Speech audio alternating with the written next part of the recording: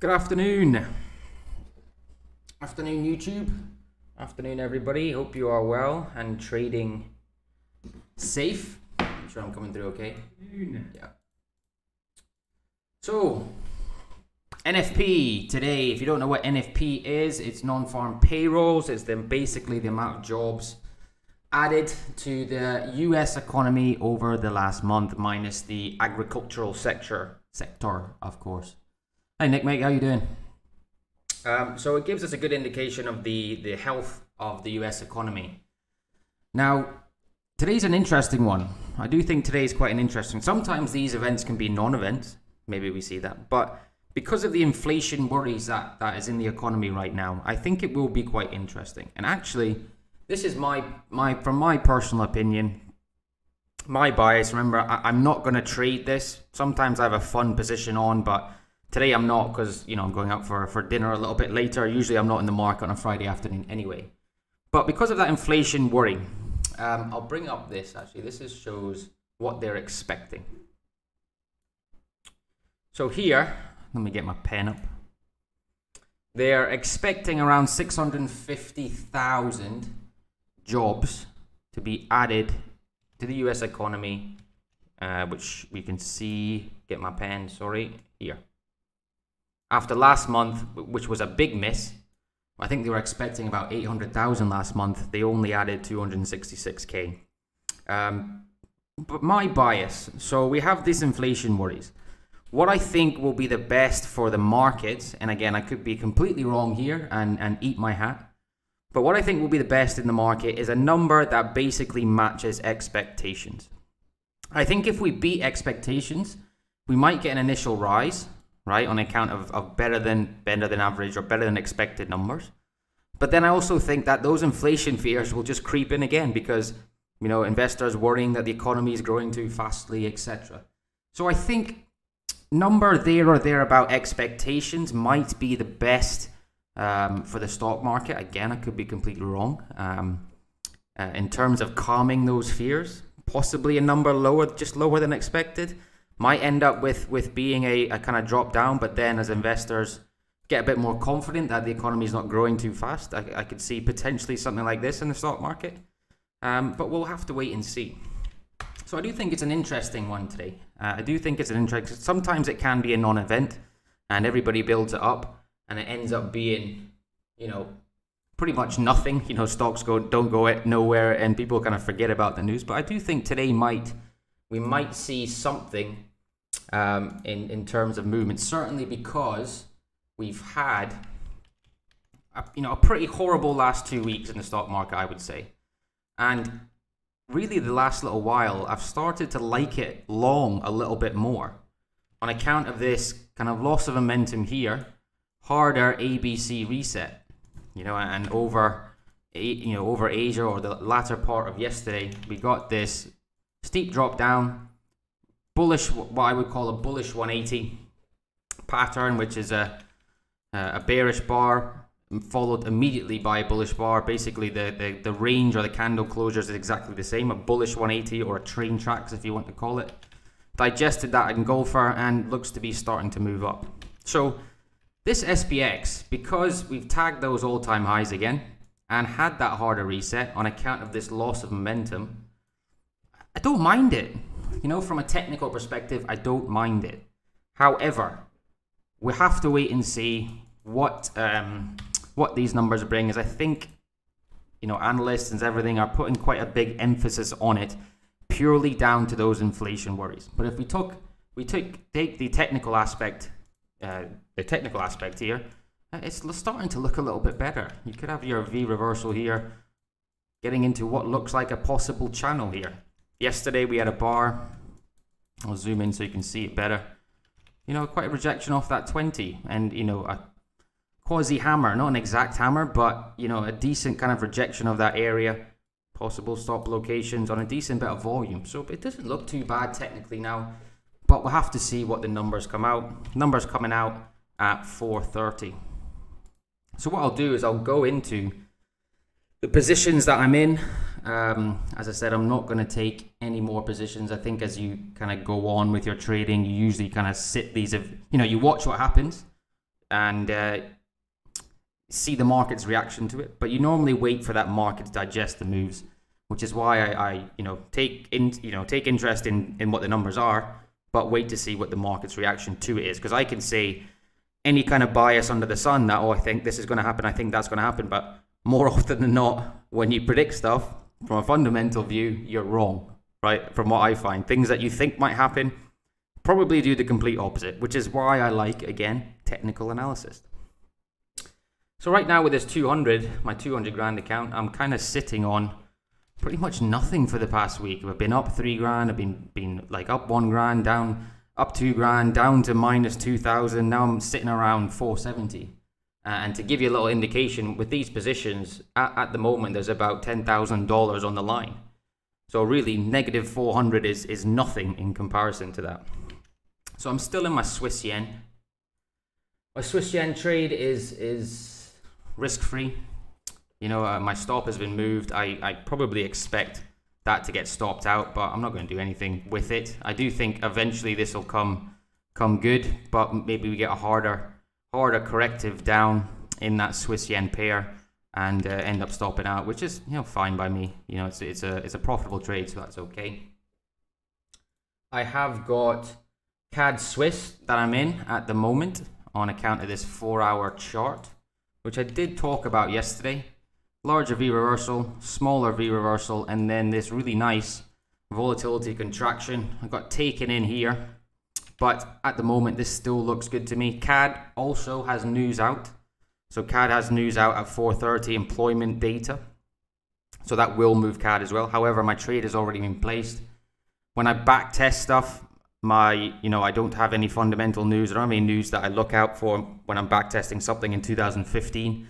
So, why should I really care if I've got a setup here that I would take every other day of the week? Why am I not taking it now? So I'm into that CAD Swiss trade, and I don't really mind if my Swiss yen gets taken out, because then my CAD Swiss, if it does end up being decent, I'm fine with that. I'd rather win my CAD Swiss than my Swiss yen, because Swiss yen has already been won, really. I've got another potential trade in this Euro CAD. Now this is a really nice setup, and I know I've got a position on in the CAD already, but I'm okay having 2. My maximum position for a particular currency pair is 2. So I've got this set up in the 4-hour, V reversal, corrective, push down to that level, tag the level again, reload, rejection, another channel here, push through, and now we're accumulating to the downs, accumulating prior to that level. So for me, this is an A grade setup all day, right? And if we add confluence with that, with our higher time frames, so our daily chart, where we've had this impulse to the downside, look at the corrective here. If I zoom in, impulse to the downside, this to me looks like a really nice corrective from this move. 20 period is caught up. We've got a morning star pattern here, pushing through, if I put a trend line on it, pushing through that down, corrective here, and it looks to be moving down on this larger time frame or larger downtrend market. That to me is something that I have to put in. And if it does end up going down, we're not triggered in yet, just by the way, we're not triggered in, we're underneath these lows. If CAD does decide to get some strength on news, then, great, it'd be fine by that. And the reason why I can take it is my stop's about 50 pips. So I've got enough room there to account for some probably shorter time frame volatility, and then it goes in either direction. I'm not just going to say it's a winning trade. It might be a losing trade, of course. Nothing's ever 100%. But for me, that trade is A class. CAD's been the strongest on the basket for quite some time, barring the last week. But then barring the last week has been pretty quiet, pretty choppy, and nothing's really been strong. Nothing's been weak. It's just been choppy, horrible markets. So I'm happy playing that to the downside should we get triggered in. If CADS ends up having poor news, this could come up and I won't be in the trade, which is absolutely fine by me. We are also in the US 30, so normally I don't have this many positions on prior to decent moves, but that's just the way the cookies crumbled. this afternoon. So I have got a little bit of money on the table today, and normally this is also quite important during these big news events because of that volatility, right? You can see your profit and loss going up and down, maybe swinging all the way down and then immediately rejecting, because sometimes with these news events you get that volatility and sometimes it goes in the opposite direction. But if the trend is counter to that news event, sometimes you do see more often, I'd say more often than not, but enough time for me to notice it end up going back in that desired direction. So you get that kind of short-term volatility, and then it goes in the continuation of that normal trend, that higher time frame trend. That's what I've normally seen, which is why, if I do put a small position on this NFP, it's only going to be $50 for a potential beer for the weekend. I don't trade news. I think most of the full-time traders you speak to, they won't trade news because it's a red or black scenario, right? It's you're going to Vegas if you think the Euro USD, so the Euro USD being the most heavily traded currency in the Forex market, will be the most to move during these NFP events, right? If you're buying it or selling it on these new events, you are really just gambling, and that's not what we're wanting to do as traders. That's not what is going to be keeping you in the market for a long time. It's just simply gambling, and I don't think it ever works out. So if I do trade it, like I said, it'll be for a fun position. I'll look at the Euro USD on the smaller time frames when the news does come out, and maybe have a little play, but let's see.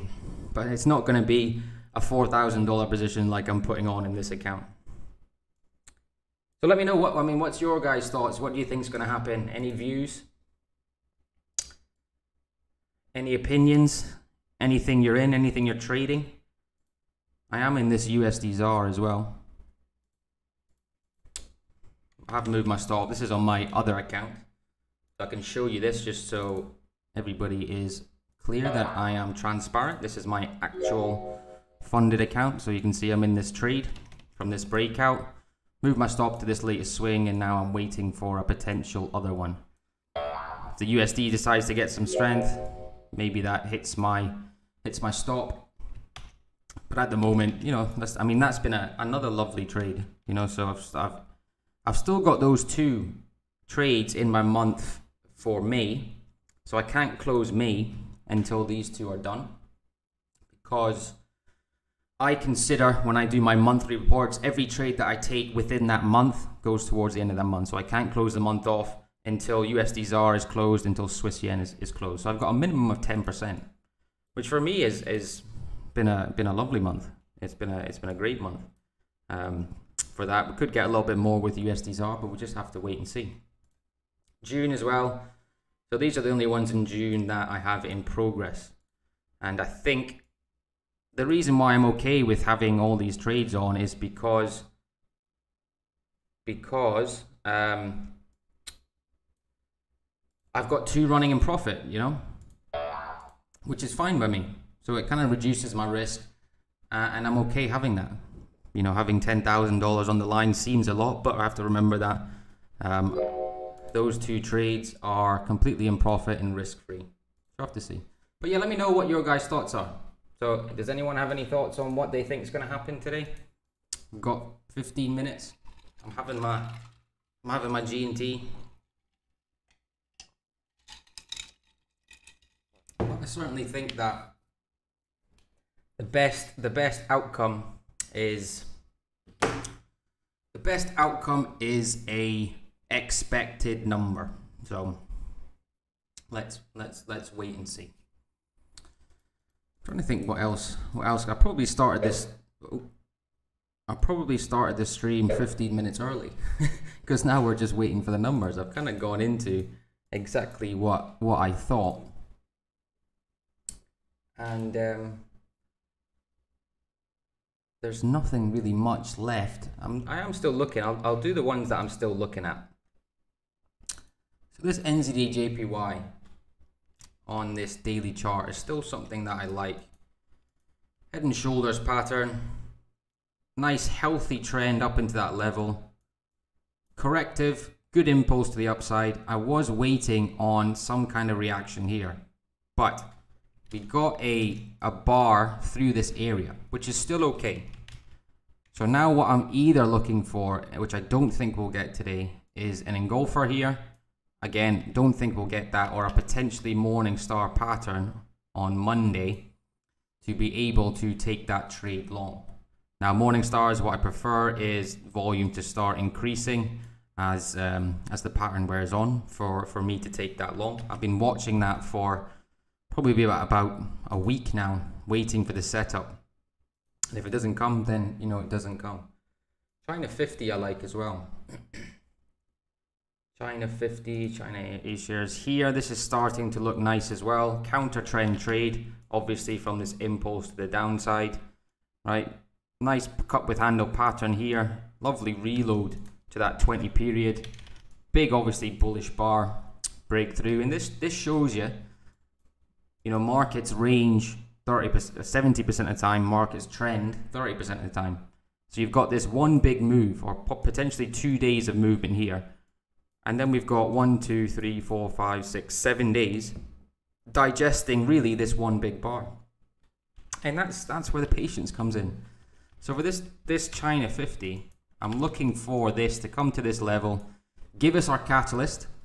And also what's important for the breakout retest for me is I like to see between 5 and 15 candles. So if we get a retest that's like 20, 30 candles, I have to disregard that. I like a 5 to 15 candle retest at the moment. And by the way, what I mean by the retest is after this initial high. Okay, so after this initial breakthrough, I'm looking for 5 to 15 candles for it to be valid for me to take. So we've got 1, 2, 3, 4, 5, 6, 7, 8. Now, if this decides to go, again, this is an important thing. If this decides to go from here, obviously I can't take it because it's not retested the area. There's got to be a touch on that area for it to be called a breakout retest, right? So if there's not a touch on that area, I can't take that. I can't take that long. But China 50, I do like. EuroCAD, I've done EuroCAD. Pound Swiss. Pound Swiss on this daily is again still setting up nicely. ABC pushed through, down day for the pound, recovered from there, which I presume on the 4 hour will look roughly like an immediate recovery from that down day in the pound, coming back to test this level.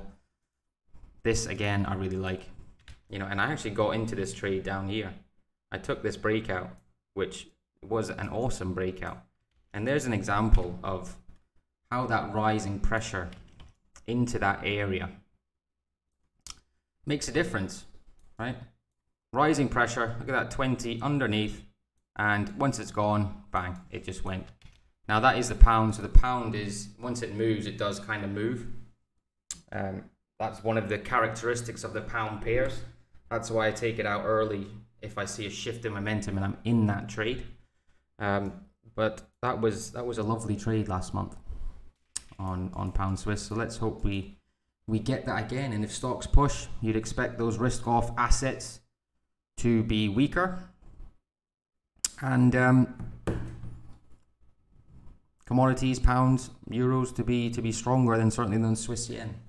Yeah, so what I'll do, guys, is, you know, I think next time I'll start this at 1:15. I'm gonna go away for 10 minutes, and I'll come back a few minutes, about probably, yeah, I'll come back 10 minutes from now, a couple of minutes before the news, and we'll go through it then. So I'll take a little break. Again, I'm just new to YouTube, apologies, but I'll be back 10 minutes before the news. All right, guys, I'll see you in 10 minutes.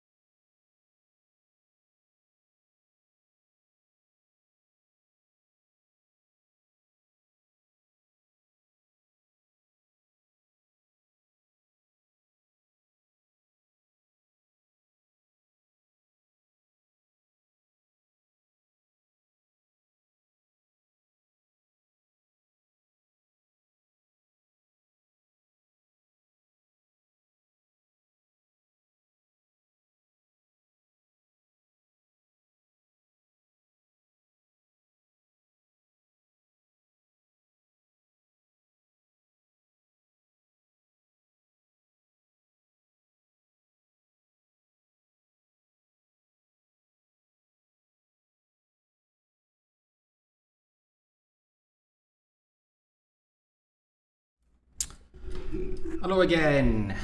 All right. 2 minutes to the news. 2 minutes to the news. Remember, we do have CAD stuff as well. CAD employment change coming out. We've got some IV PMIs for the Canadian dollar as well a bit later. But our main focus right now is on this non-farm payroll number. And like I said, I hope it comes in roughly around expectations. A good little service you can use, by the way, if you want to stay up to date on news very quickly, is Live Squawk. So Live Squawk, they give you like bulletins, news bulletins out right in the time. And my stream might be, I think there's a 10-second lag. So let's see what it comes in, and I'll look at the stocks, because the stocks will move. I did actually think this would happen when I saw it pushing up, a little bit of a fake. The stocks will move quicker than anybody sees the news. Okay, 30 seconds or so.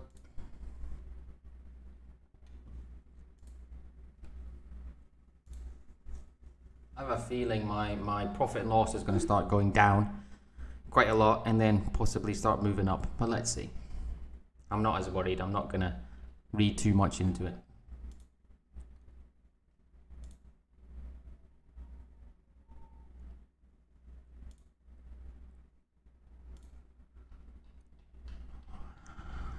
USD getting some strength. We're just out about now.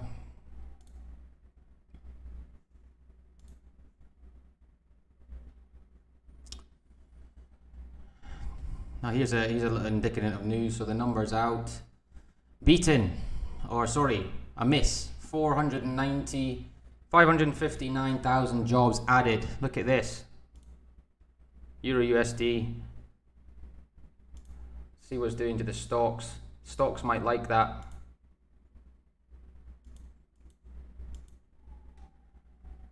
Stocks potentially might like that, I think. Let's see if my analysis pays out. So what do we have here? We have on-farm payrolls, 559,000 jobs added. Expectations were 650,000, so a slight miss. Unemployment rate has improved to 5.8%. Stock market's going to like that from 5.9. I think this is going to be quite good for the stock market, I have to admit. Employment rate is down. I think the inflation fears might be kind of muted a little bit on this news. So 5.8, expectation was 5.9, last month 6.1, so employment's going well. The CAD employment change was a lot worse, which might not be good for my trades. CAD was negative 68,000, the expectations was negative 20. However, it is better than last month at minus 200,000. Overall, I think we wait 15 minutes, but overall, I think the stock market likes that. Let's see, again, we have to wait that 15 minutes, let the market digest the move, the news, and find out which direction it wants to go. You know, I'm certainly not getting involved in this right now. We'll look at the euro. Euro had a big spike up. Big spike up in the euro. USD might be weakening off. Well, USD is weakening off. So that potential continued dollar weakness could be on the cards for the US session. I presume the yen might. Let's see what the yen's doing. The yen's weakening off a little bit as well. Look at the USD JPY.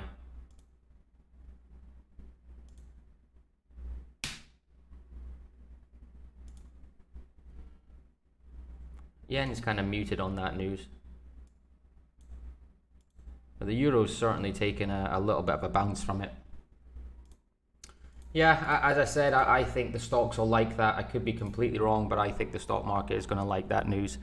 And after that kind of corrective, as I talked about, loss of momentum, larger ABC reset, maybe that, you know, is the catalyst there from technical point of view. That might work, might not work, but it just shows you the power of a simple impulse. I've seen this 4 or 5 times recently. Simple impulse, just from a technical perspective, forget about the news. Larger ABC and potentially moving on. If we can breach this B wave here, we can see stocks, you know, certainly moving up there. You know, I can't say certainly, nothing's ever certain, but I can see the stock market pushing up for sure. And I'm now 200 bucks in profit. But that CAD trade is obviously not very nice. I think I have to take out this Euro CAD. I'm going to see where it is. Certainly with the Euro gaining some strength here. Although saying that, I'm not going to take it out yet, because on that 4 hour still looks okay. CAD's been strong. Like I said, even though we might have negative news out for it, what we have to remember with that CAD is it's still better than last month. Fair enough, it didn't meet expectations. The CAD has been strong, and as I said before, sometimes you get this and it carries on in direction. So maybe we'd get that with EuroCAD as well. But I'm not gonna take that out just yet on EuroCAD. I'm gonna leave that in until this. If this does break above here, then I will take it out. So yeah, let's see. I'm gonna get ready for dinner to have a few beers and let the market do what it does. But maybe I've called it. I don't want to say I've called it. Yeah, it could bite me in the ass, but I like that for the stock market. I'll leave it at that. Thanks everybody for joining. Have a great weekend all. Remember to just let it settle down if you are trading, and enjoy. And we'll see you all on Monday, and we'll do it all over again, where hopefully we get better market conditions. More flowing markets would be nice. I want to make some money. All right, well, take care. Have a good weekend.